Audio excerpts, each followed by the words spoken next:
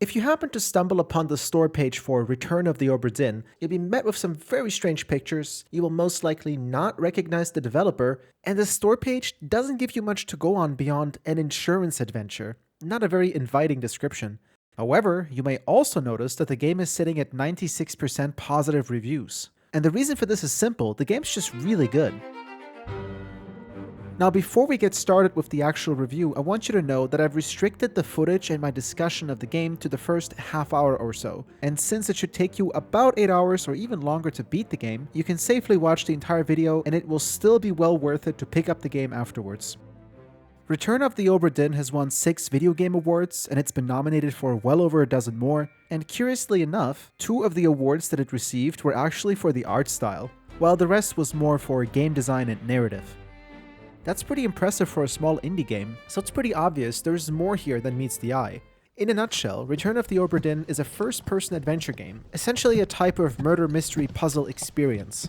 The ship Obra Dinn was lost at sea in 1803, only to reappear 4 years later with all of its crew and passengers missing. It is your job as the insurance investigator to go aboard the Obra Dinn and figure out what happens to all the crew members and passengers. Did they get killed by some type of beast? Are they actually still alive? Or did they get murdered, and if so, who murdered them? In total, there are 60 fates to figure out. I'd like to now walk you through what the game is, what makes it special, unique, and fun, and also have a spoiler-free discussion on how I think the game could be even better. Now let's talk about the most obvious unique aspect of Obra Dinn right away, the art style.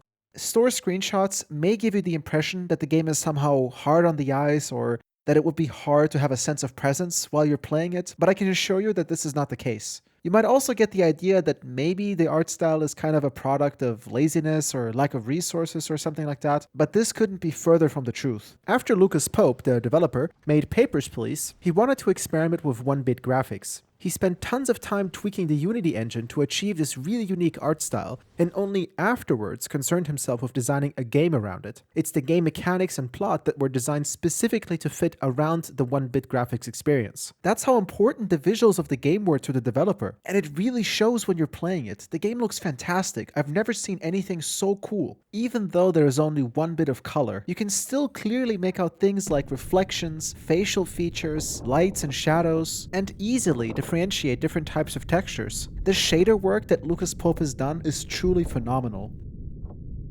When it comes to customization for the visuals, there's only 2 options.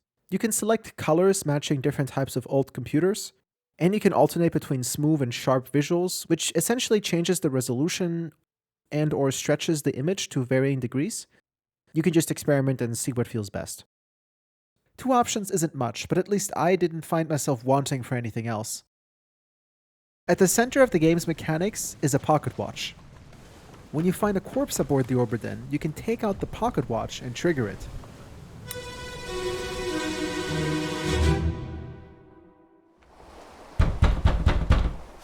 Captain!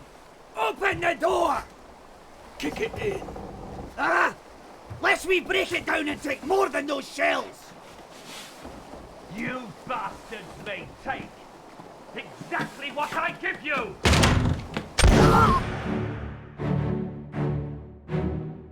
First, you'll get to hear what happened shortly before the person died, including dialogue and environmental sounds. Afterwards, you get to explore the surroundings in the exact moment when the person perished. These flashbacks are your primary source of information for deducing what happened.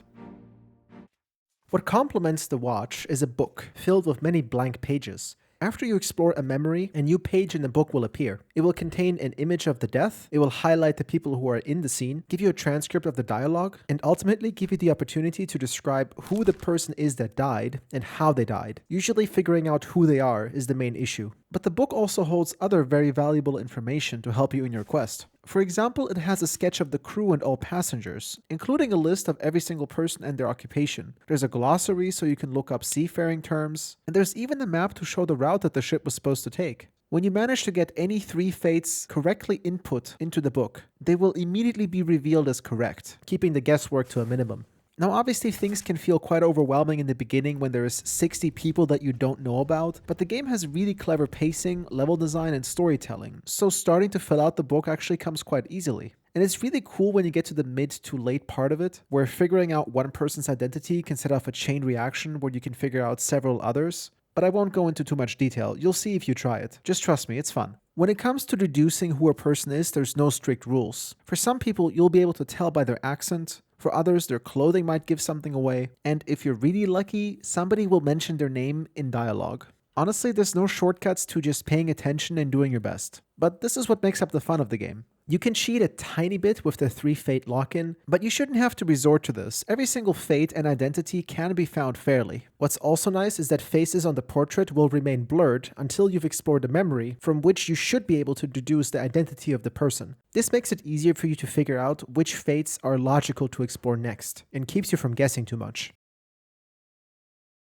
Let me start this section by showing you some game footage, and having you hear the sound design for yourself.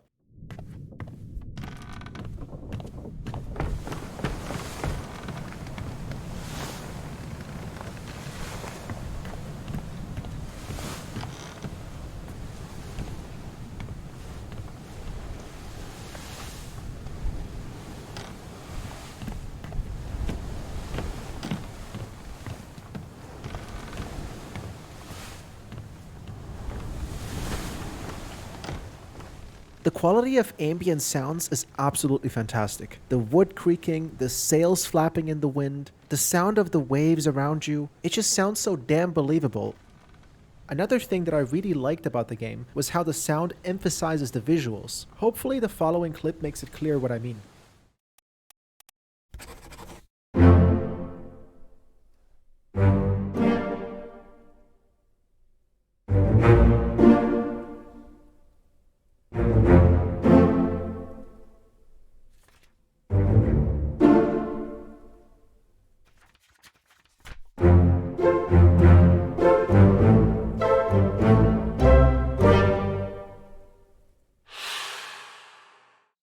I only showed you one example, but this level of quality is present throughout the entire game. The dialogue is fantastic, the accents are great, and the environmental sounds that you hear really heavily fuel your imagination. The audio-visual presentation really is the biggest strength of Return of the Obra Dinn.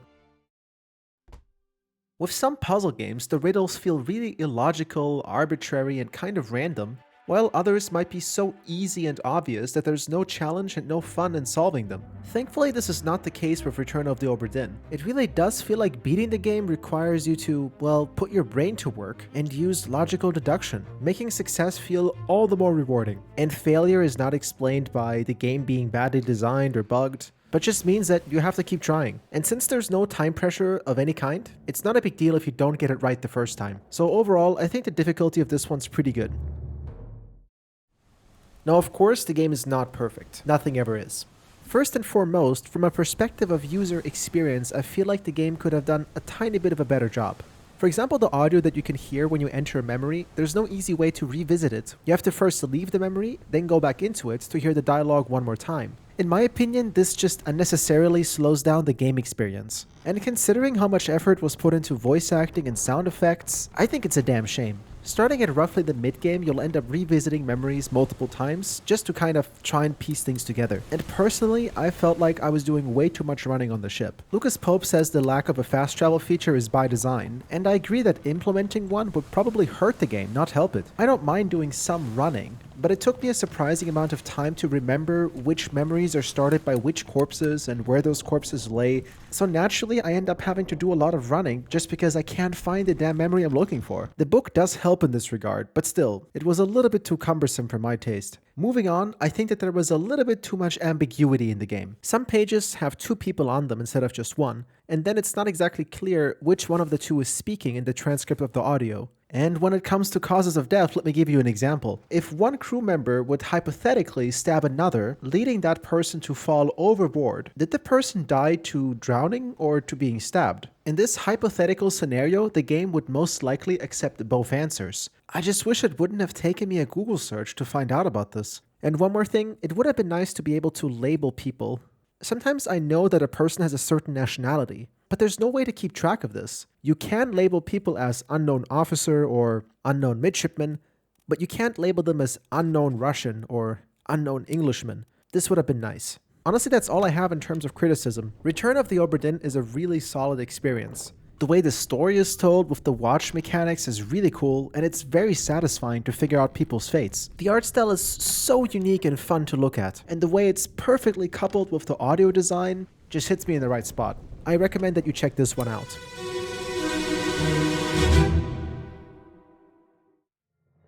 Thanks for watching the video. I hope you enjoyed it.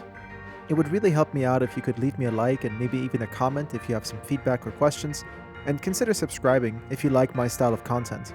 Also, there should be a link on the screen for another video of mine, so click that if you're interested. Thanks a lot and have a wonderful rest of your day.